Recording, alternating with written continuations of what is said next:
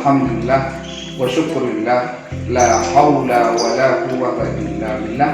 Asyhadu an la ilaha illallah wahdahu la syarika lah wa asyhadu anna Muhammadan abduhu wa rasuluh la nabiyya ba'dah. Hadirin yang dirahmati oleh Allah Subhanahu wa taala, suatu ketika Abdullah bin Mubarak pergi untuk menunaikan ibadah haji. Setelah melaksanakan rangkaian ibadah haji, kemudian beliau tertidur di Masjidil Haram. Pada saat tertidur, dia bermimpi turun beberapa malaikat ke dunia. Malaikat yang satu bertanya, berapa orang haji saat ini? Kemudian malaikat yang satunya juga menyampaikan jumlah orang yang haji pada saat itu. Kemudian malaikat yang satu bertanya lagi, apakah haji orang-orang yang haji sekarang diterima oleh Allah Subhanahu wa taala? Kemudian malaikat yang satunya menyampaikan tidak ada satupun hajinya yang diterima oleh Allah Subhanahu wa taala. Lalu kata malaikat yang satunya, tetapi ada satu orang yang sebenarnya ini orangnya tidak naik haji. Dia hanya tukang sorry sepatu, tukang memperbaiki sepatu. Justru dia hajinya diterima oleh Allah, yang menyebabkan seluruh haji umat Islam yang haji pada saat ini diterima oleh Allah Subhanahu wa taala. Setelah bermimpi itu, Abdullah bin Mubarak terbangun dari tidurnya. Setelah selesai melaksanakan ibadah haji, Abdullah bin Mubarak berusaha mencari orang tukang sepatu yang menurut malaikat namanya muwafaq, yang berada di kota Damsyik. Hadirin yang dirahmati oleh Allah Subhanahu wa taala, berhari-hari Abdullah bin Mubarak mencari orang tersebut sampai pada akhirnya dia menemukan rumah itu dan mengetuk pintunya, menyampaikan salam. Kemudian dijawab oleh orang yang ada di dalamnya salam itu, kemudian dibukakan pintunya. Abdullah bin Mubarak karena saking penasarannya kemudian bertanya kepada orang yang membuka pintu, siapa nama tuan? Orang yang ditanya itu, tuan rumah yang ditanya itu menyampaikan bahwa saya namanya Muwafaq. Persis seperti nama yang disampaikan oleh malaikat saat percakapannya di dalam mimpi. Kemudian Abdullah bin Mubarak dipersilakan masuk ke dalam, dan Abdullah bin Mubarak menceritakan peristiwa mimpi yang dia impikan pada saat tertidur di Masjidil Haram. Seraya bertanya, apa amalan Tuhan yang menyebabkan Tuhan yang tidak naik haji tiba-tiba diterima hajinya oleh Allah Subhanahu wa taala? Tuan rumah itu, Tuan Muwafaq itu hanya terdiam. Dia tidak bisa menyampaikan apapun. Dia baru tahu tentang peristiwa yang disampaikan oleh Abdullah bin Mubarak. Dia pun juga terkejut. Kenapa Allah menerima hajinya padahal dia sendiri tidak menerima haji, tidak melaksanakan haji. Hadirin dirahmati oleh Allah Subhanahu wa taala. Kemudian beliau mengingat-ingat dan dia menyampaikannya, seperti yang Tuhan tahu, pekerjaan saya seperti ini. Saya memang menginginkan haji, akan tetapi penghasilan saya sedikit. Akhirnya saya menabung sedikit demi sedikit. Pada akhirnya tahun lalu tabungan saya mencapai 300 dirham. Rencananya tahun ini saya akan, tetapi tahun lalu istri saya hamil.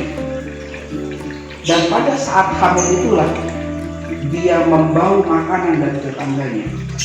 Dia minta kepada saya agar saya minta makanan yang dimasak oleh tetangga itu. Akhirnya saya datang kepada tetangga yang masak makanan yang baunya sampai di rumah. Sesampai di rumah itu, hadirin yang dirahmati oleh Allah Subhanahu wa taala, ternyata rumah itu adalah rumah seorang janda yang di dalamnya banyak anak yatim yang memang dipelihara, banyak anak yatim yang memang dididiknya oleh janda. Kemudian Muwafaq menyampaikan niatnya untuk meminta sedikit makanan yang dimasaknya karena istrinya hamil. Di luar dugaan, ibu-ibu itu menyampaikan, makanan ini halal untuk kami, tapi haram untuk kita. Kok bisa seperti ini, kata mereka. Kemudian ibu tua itu menyampaikan, sudah 3 hari anak-anak yatim kami tidak makan. Kemudian kemarin saya berangkat ke pasar untuk mencari makanan agar anak-anak kami bisa makan. Sampai di jalan ada hemar yang sudah jadi bangkai. Saya ambil sebagian, kemudian kami masak dan dimakan anak-anak yatim. Jadi makanan ini halal untuk kami, tapi haram untuk Tuhan. Mendengar seperti itu, hati muafak padanya. Kemudian beliau pulang ke rumahnya, mengambil uang yang 300 dirham itu, diberikan semuanya kepada janda tua itu. Saya berpesan, ini untuk engkau dan untuk anak-anak yatim yang dididik. Hadirin dirahmati oleh Allah Subhanahu wa Ta'ala, mendengar cerita muafak itu, Abdullah bin Mubarak baru mengerti bahwa sebenarnya orang ini sudah ingin naik haji, tapi uang untuk naik haji diberikan kepada orang lain untuk bersedekah karena sangat dibutuhkannya, dan ternyata dinilai ibadah haji oleh Allah Subhanahu wa Ta'ala. Jadi yang dirahmati oleh Allah Subhanahu wa Ta'ala, ada beberapa hikmah yang dapat kita ambil. Yang pertama, innamal a'malu binniyat, bahwa setiap sesuatu bergantung kepada niatnya. Karena orang ini, karena sudah niatnya untuk naik haji, dia menabung sedikit demi sedikit sampai uang 300 dirham. Kemudian uang 300 dirham itu disedekahkan kepada orang lain, walaupun beliau tidak naik haji, dinilai hajinya oleh Allah Subhanahu wa Ta'ala sebagai orang yang sudah diterima hajinya oleh Allah Subhanahu wa Ta'ala.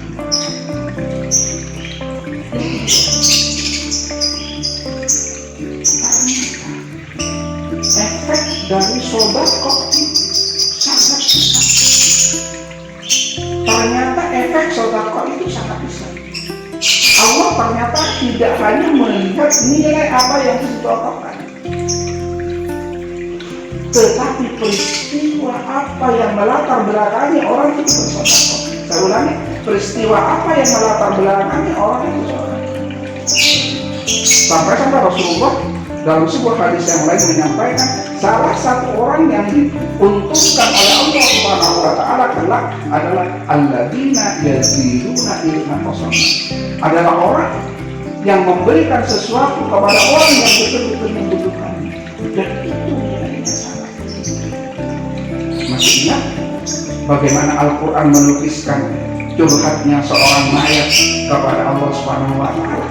Rabbi, kata mayat yang sudah dikubur itu, Rabbi Tuhanku, laulah akhartani ila ajalin qarib, seandainya engkau mengundurkan sedikit saja dari kematianku ya Allah, la as-saddaqah, niscaya aku sedekah. Kenapa? Karena dia sangat tahu bagaimana sedekah yang dilakukan di dunia mampu memberikan kontribusi kebahagiaan di akhirat. Tetesan-tetesan pahalanya masuk dalam tubuh. Pahala sajadah yang diberikan di masjid itu masuk ke dalam diri. Masjid yang ia bantu pembangunannya ditempati oleh orang sholat, dia mendapatkan pahala sholat. Jadi bukan hanya uang yang disumbangkan di masjid, bukan hanya satu sajadah yang ditempatkan di masjid, tapi orang yang pakai sajadah untuk sholat, orang yang pakai masjid untuk tahajud, dia pun mendapatkan pahala tahajud. Saudara-saudara seiman seagama, pemirsa yang dirahmati oleh Allah Subhanahu wa Ta'ala, yang bahwa ibadah substansinya dinilai dan kontribusinya, bukan hanya pada hasil. Bahwa ibadah yang dinilai adalah kontribusi, bukan hanya pada hasil. Jadi ketika kita sudah berbuat sesuatu, sukses atau tidak akan dinilai oleh Allah sebagai ibadah. Anak muda yang punya WhatsApp, anak muda yang punya WA, anak muda yang punya IG, anak muda yang punya FB, Jenengan semua ketika menulis kata-kata bijak, kata-kata mungkin yang bisa membuat orang lain termotivasi, terinspirasi, maka jenengan akan mendapatkan pahala, tidak peduli tulisan itu dibaca atau tidak. Tidak peduli tulisan itu didelete, dihapus oleh pembaca atau dibaca, maka tetap mendapatkan ibadah. Maka jangan pernah menunggu respon orang lain untuk melakukan kebaikan. Biarkan orang lain mengabaikannya, biarkan orang lain tidak membacanya, biarkan orang lain tidak menerima kebaikan kita, biarkan dakwah kita dicaci maki oleh orang lain. Yang dinilai oleh Allah bagaimana kontribusi kita untuk berbuat sebuah kebaikan. Sekali lagi, jangan menunggu respon positif orang lain untuk kita berbuat baik. Biarlah Allah yang memberikan pahala, biarlah Allah yang membalasnya. Saya ini dengan sebuah hadis, man sanna sunnatan hasanatan falahu ajruha wa ajru man amila biha wa man sanna sunnatan sayyi'atan falahu wizruha wa wizru man amila biha.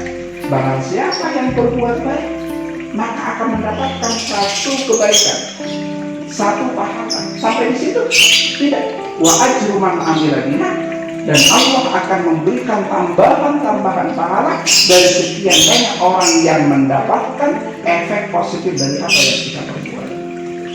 Tulisan yang hanya 2 kalimat di FB, tulisan yang hanya 2 kalimat di IG, tulisan yang hanya 2 kalimat di WhatsApp, dibaca orang 100 maka kita dapat pahala 100, dibaca 1000 maka mendapatkan pahala 1000. Begitu juga sajadah yang diletakkan di masjid, dipakai 1 orang, 2 orang, 3 orang, 1000 orang yang sholat di sajadah kita mendapatkan pahala 1000. Oleh karena itu, mari kita berlomba-lomba untuk berbuat kebaikan tanpa peduli apakah orang lain akan merespon positif terhadap kebaikan yang kita lakukan. Billahi taufiq wal hidayah, waridha wal inayah. Wassalamualaikum warahmatullahi wabarakatuh.